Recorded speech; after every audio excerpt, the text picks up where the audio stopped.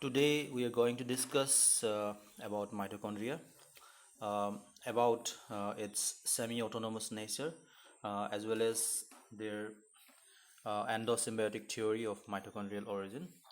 So I am Dr. RAJEEV BASUMATARY from DR College, Kolkata. Mitochondria is popularly known as the powerhouse of the cell because it is responsible for formation of ATP by oxidation of the food materials. And this mitochondria is different from other cell organelles which are present inside the eukaryotic cell.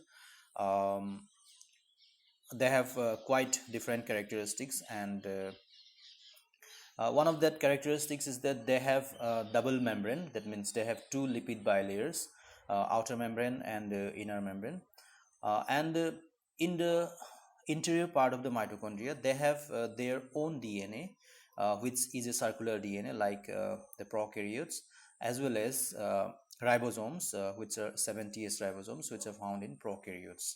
So, due to the presence of their own DNA and their own ribosome, they can synthesize proteins. That means they can synthesize their own enzymes for carrying out all the metabolic reactions inside the mitochondria. So in this picture, these green circles are the ribosomes, which are 70S type of ribosomes, and those in the purple color threads, they are the circular DNAs, which are found inside the mitochondria.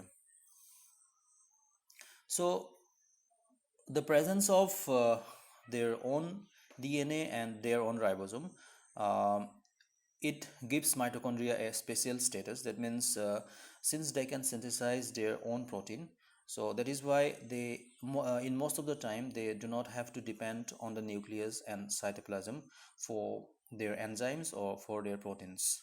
So these enzymes and these proteins, they can synthesize by themselves. So that is why there is a concept which is known as semi-autonomous theory of mitochondria, or the mitochondria are regarded as a semi-autonomous cell organelle. So they can synthesize their enzymes by themselves, and they do not need any help from nucleus or cytoplasm to carry out their metabolic processes inside the mitochondria. Moreover, the mitochondria can replicate their own DNA. They have all the enzymes and machineries for DNA replication, and the mitochondria themselves can also divide, or they can replicate by the process of binary fission. So this means that the mitochondria is actually a autonomous structure, um, and they can do their own functions by themselves, including their division, replication of DNA, as well as formation of their enzymes and carrying out all the metabolic reactions inside the mitochondria. But this mitochondria has to depend on cytoplasm or nucleus for some proteins. Some part of proteins they get it from the cytoplasm or from nucleus, and also the raw material for energy production, that is the glucose or amino acids or fatty acids. These things has to be supplied from the cytoplasm. So the mitochondria is actually not a fully autonomous structure, so it can be said as semi-autonomous. That means for some of its functions, mitochondria has to depend on cytoplasm and nucleus. Why the mitochondria are semi-autonomous cell organelle? So there is a theory known as the endosymbiotic theory, which actually explains how the mitochondria has originated um, inside the eukaryotic cells, and this endosymbiotic theory actually justifies why the mitochondria are semi-autonomous. That means why the mitochondria have their own DNA and their own ribosome.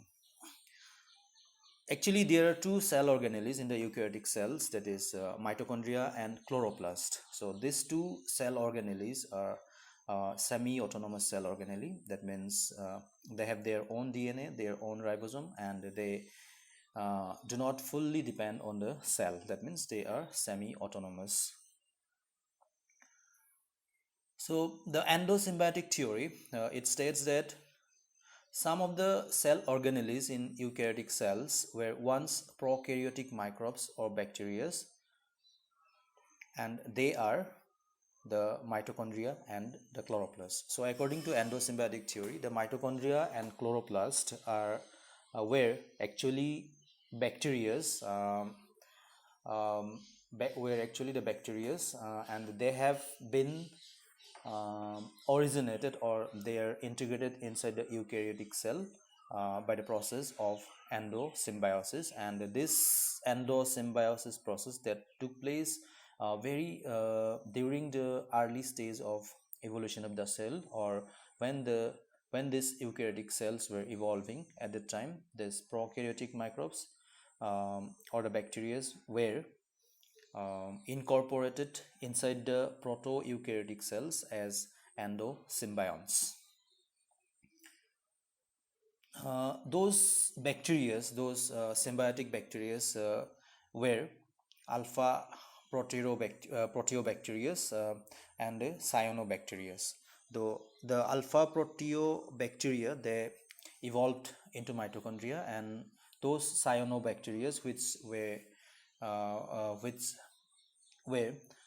incorporated inside the eukaryotic cell as endosymbiont, then later on evolved as plastids or the chloroplasts. The endosymbiotic theory also explains how the eukaryotic cell evolved by incorporating those bacteria, and finally resulting into mitochondria and chloroplast. So during the early stage of evolution of the eukaryotes, those eukaryotic cells were known as the proto-eukaryotes, and they did not have their own nuclear membrane or other endomembrane systems like endoplasmic reticulum or Golgi complex, etc.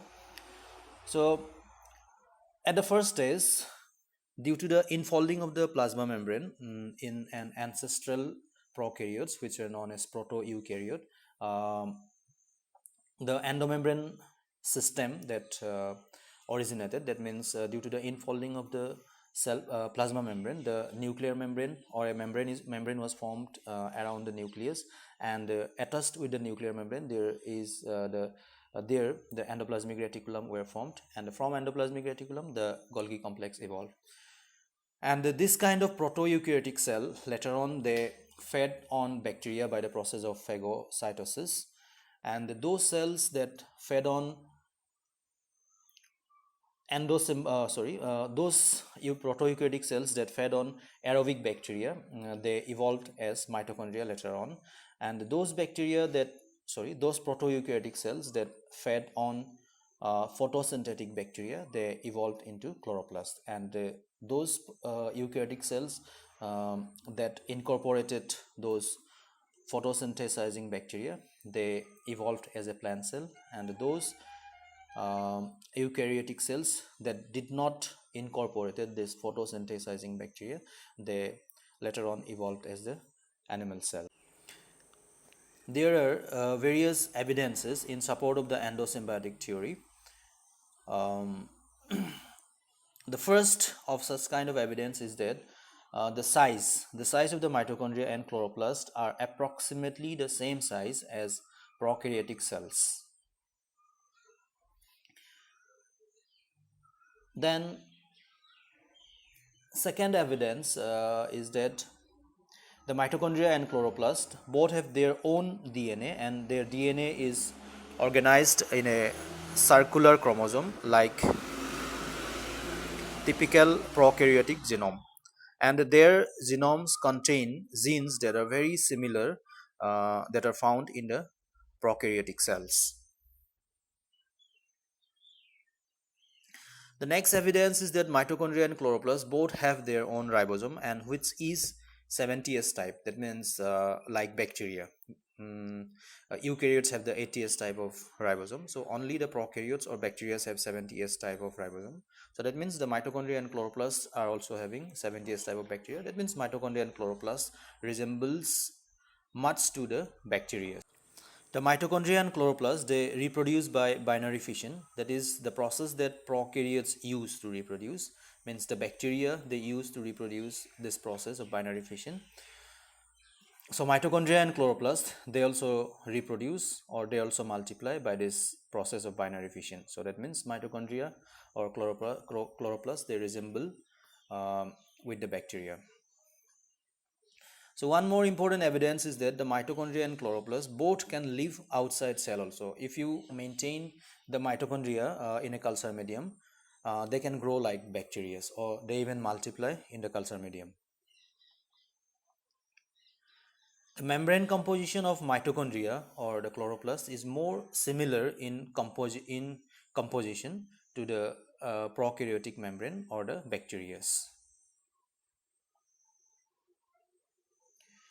One more important evidence is that the antibiotics which we use to kill bacteria, these antibiotics can impair the function of mitochondria and consequently the overall respiratory capacity of the cell is hampered when antibiotics is used.